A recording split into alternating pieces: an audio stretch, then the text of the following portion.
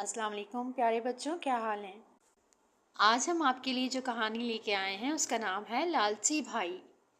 तुर्की के किसी गांव में दो भाई रहते थे।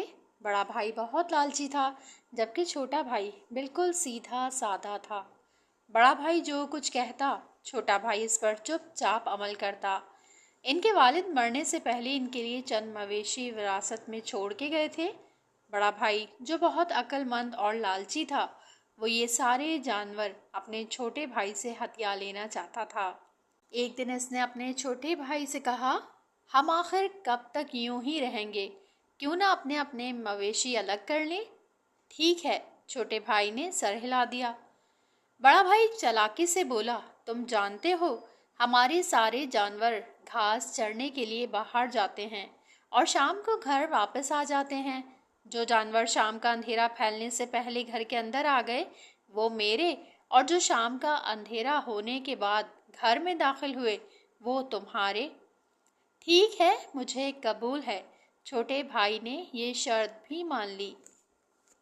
शाम को जब सारे मवेशी वापस आए तो सिवाय एक बीमार लागर बैल के बाकी सब मवेशी शाम से पहले घर में दाखिल हो गए। बीमार बैल से चलना मुश्किल हो रहा था, इसलिए वो सबसे पीछे रह गया था। जब सारे जानवर अपनी जगह पहुंच गए तो बड़ा भाई छोटे से कहने लगा, लो भाई, अब तुम्हारी किस्मत में ये ही बैल है, तुम्हें इसी पर कनात करनी होगी। मगर मैं इस बीमार लागर बैल का क्या करूँगा? छोटे भाई ने परेशान होकर पूछा। फिर खुद ही सोचकर बोला, बेहतर है कि मैं उसे बाजार ले जाकर फरोख्त कर दूं। बड़े भाई ने मुस्कुराकर छोटे की तरफ देखा मगर खामोश रहा। इसने बड़ी आसानी से छोटे भाई से सारे जानवर हथिया लिए थे और अब अपनी चालाकी पर बहुत खुश हो रहा था। दूसरे दिन छोटा भाई बीमार बैल को लेकर बाजार की तरफ चल पड़ा। रास्ते में इसका गुजर एक तालाब के करीब से हुआ जिसमें हजारों मेंढक टर्रा रहे थे। मेंढकों की आवाज़ें सुनकर वो रुक गया और इन्हें गौर से सुनने लगा। करीब से एक राहगीर गुजर रहा था। छोटे भाई ने उसे रोककर पूछा, भाई, ये मेंढक क्यों शोर मचा रहे हैं और क्या कह रहे हैं? इसकी बात सुनकर राहगीर समझ गया कि ये लड़का सीधा साधा है, इसलिए वो मजाक के अंदाज में बोला, नौजवान, ये मेंढक तुमसे तुम्हारा बैल मांग रहे हैं। इतना कहकर वो राहगीर तो अपने रास्ते चला गया, मगर छोटा भाई वहीं खड़ा सोचता रहा। कुछ देर बाद वो मेंढकों को मुखातिब करके कहने लगा, ए तालाब के मेंढकों, क्या तुम मेरा बैल खरीदना चाहते हो? जवाब में उसे एक बार फिर मेंढकों के टर्राने की आवाज़ सुनाई दी तो वो समझा कि ये मेंढक हाँ कर रहे हैं। ये सोचकर इसने वहीं अपने बैल को ज़िबा किया और इसका गोश्त छोटे छोटे टुकड़ों में काट कर तालाब के पानी में फेंक दिया। इसके बाद वो फिर मेंढकों से पूछने लगा, तुम मुझे इसकी कब कीमत अदा करोगे? एक दफ़ा फिर मेंढकों के टर्राने की आवाज़ सुनाई दी तो छोटा भाई खुद ही अंदाज़ा लगा कर कहने लगा, ठीक है, तुम मुझे इसकी रकम एक हफ्ते बाद अदा कर देना। इसके बाद छोटा भाई अपने गांव वापस आ गया। बड़े भाई ने इससे पूछा, क्या तुम्हारा बैल फरोख्त हो गया? हाँ, मैं उसे बाजार ले जा रहा था मगर रास्ते में एक तालाब के किनारे मेंढकों ने उसे मुझसे खरीद लिया। छोटे भाई ने बताया तो इसकी बात सुनकर बड़ा भाई हैरत ज़दा रह गया। वो समझ गया कि छोटे भाई ने बेवकूफ़ी कर दी है, इसलिए वो इसका मजाक उड़ाते हुए पूछने लगा, फिर तुमने इसकी कितनी कीमत वसूल की? वो कहते हैं कि अगले हफ्ते आकर रकम वसूल कर लेना। छोटे भाई ने सादगी से जवाब दिया तो बड़ा भाई इसकी बेवकूफ़ी पर हंसता हुआ चला गया। अगले हफ्ते छोटा भाई दोबारा तालाब पर पहुंच गया। इस वक्त भी मेंढक जोर जोर से टर्रा रहे थे। तालाब के किनारे खड़े होकर छोटे भाई ने कहा, दोस्तों, मैं अपने बैल की कीमत वसूल करने आया हूँ। जवाब में उसे सिवाय मेंढकों के टर्राने के कुछ सुनाई ना दिया। वो समझा कि मेंढक इससे कह रहे हैं कि तालाब के अंदर आकर रकम वसूल कर लो। वो बेधड़क तालाब के अंदर उतर गया। अभी किनारे से कुछ ही दूर गया था कि इसका पाँव किसी चीज़ से टकराया। झुककर देखा तो एक थैला नजर आया। इसने वो थैला पानी से निकाल लिया और ये देखकर हैरान रह गया कि वो सोने के सिक्कों से भरा हुआ था। वो मेंढकों का शुक्रिया अदा करते हुए खुशी खुशी ये थैला लेकर घर वापस चल पड़ा। अभी वो गांव से बाहर ही था कि उसे बड़ा भाई आता हुआ दिखाई दिया। बड़े भाई ने उसे देखते ही मजाक करने के अंदाज में पूछा, हाँ भाई, ले आए मेंढकों से अपने बैल की कीमत? जवाब में छोटे भाई ने उसे सोने के सिक्कों से भरा हुआ थैला दिखा दिया। उसे देखते ही बड़े भाई की राल भी टपकने लगी। वो जल्दी से बोला, देखो हम दोनों भाई हैं ना, इसलिए आओ इस रकम को आपस में तकसीम कर लें। छोटा भाई बगैर सोचे समझे इसकी बात मान गया। दोनों घर आकर सिक्के तकसीम करने लगे। बड़े भाई ने चालाकी से सोने के सिक्कों को गिनकर तकसीम करने की बजाय छोटे भाई से कहा, भाई हम कहाँ इतने ज्यादा सिक्के गिनते रहेंगे, क्यों ना हम उसे तोल कर तकसीम कर लें। इसलिए तुम जाओ और पड़ोसी से तराजू मांग कर ले आओ, और हाँ, इन्हें ये मत बताना कि हम सोना तोलना चाहते हैं। वो पूछें तो कहना कि हम मटर तोलेंगे। छोटा भाई लपक कर पड़ोसी के घर पहुंचा और इनसे तराजू मांगते हुए बोला, हम सोना तो नहीं तोलना चाहते, हम तो सिर्फ मटर तोलेंगे। इसकी बात सुनकर पड़ोसी को शक हो गया। जब छोटा भाई तराजू लेकर वापस आया तो पड़ोसी भी छुपकर इसका पीछा करने लगा और छुपकर झांकने लगा कि ये लोग क्या तोल रहे हैं। बड़ा भाई सोने के सिक्के तोलने लगा। अचानक छोटे की नज़र छत की तरफ उठी तो इसने पड़ोसी को झांकते हुए देख लिया। वो समझा कि ये कोई चोर है जो इनका सोना चुराना चाहता है।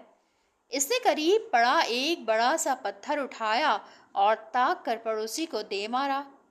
किस्मत की बात कि वो पत्थर सीधा जाकर पड़ोसी के सर में लगा और वो बेहोश होकर गिर पड़ा।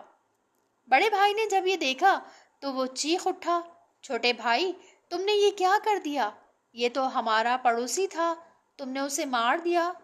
आओ अब किसी को पता लगने से पहले यहाँ से भाग चलो। उन्होंने जल्दी जल्दी अपना बकिया सोना तकसीम किया और उसे लेकर घर से निकले तो इन्हें अपनी गली से दो सिपाही निकलते नजर आए। इन्हें देखते ही दोनों घबरा गए। वो समझे ये इन्हें पकड़ने आए हैं, इसलिए वो इनसे बचने की खातिर बजाय घर जाने के जंगल की तरफ भाग उठे ताकि वहां जाकर छुप जाएं। वो काफी दूर तक भागते चले गए। जब घने जंगल में पहुंचे तो इन्हें बरगद का एक घना दरख्त नजर आया। रात गुजारने के लिए दोनों इस पर चढ़ गए और इसकी घनी शाखों में छुपकर बैठ गए। अभी आराम से बैठकर सांस भी ना लेने पाए थे कि डाकुओं का एक ग्रोह वहां आ टपका। वो कहीं लूट मार करके आए थे और अब इस दरख्त के नीचे बैठकर मालो दौलत और सोना आपस में तकसीम करने लगे। इन डाकुओं को देखकर दोनों भाई डर गए कि अब ये इनके सोने के सिक्के भी इनसे छीन लेंगे। इसलिए छोटा भाई बड़े से पूछने लगा, भाई अब क्या करें? बड़े ने उसे मुंह पर उंगली रखकर चुप रहने का इशारा किया और खुद इनकी बातें सुनने लगा।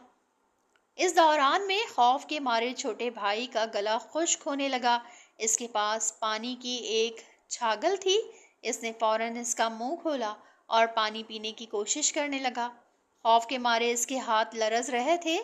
छागल का पानी नीचे बैठे डाकुओं पर जा गिरा। डाकू बहुत हैरान हुए और इनका सरदार ऊपर आसमान की तरफ देखकर बोला, ये बहुत अजीब बात है कि बारिश हो रही है, वरना आसमान पर तो कोई बादल नजर नहीं आ रहा।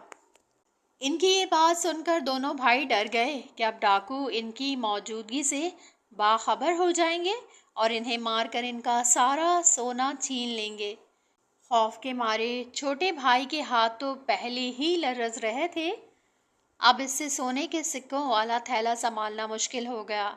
इसलिए वो वजनी थैला इसके हाथ से छूट गया और सीधा जाकर सरदार के ऊपर गिरा, जो मुंह ऊपर उठाए किसी बादल की तलाश में आसमान की तरफ देख रहा था।